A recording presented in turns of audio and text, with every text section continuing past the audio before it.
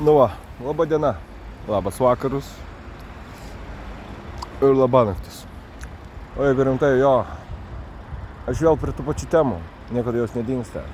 Gyvenimas tai toks dalykas. Kartais atrodo, kad viskas yra pasirinkta, o kartais atrodo, kad mums viskas anksčiau ir vėliau bus parinkta. Taigi einame, darome, tikrai gyvenime kažką išmanome. O jeigu gyvenime atsitiko taip, kad pamiršai, prisimink, žmogau. Taigi buvo, tai ganėtinai neseniai.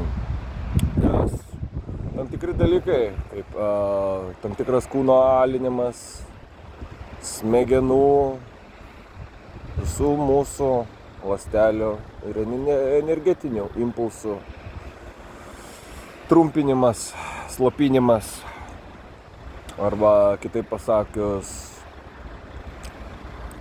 griežčiausia ta kalba, bukinimas.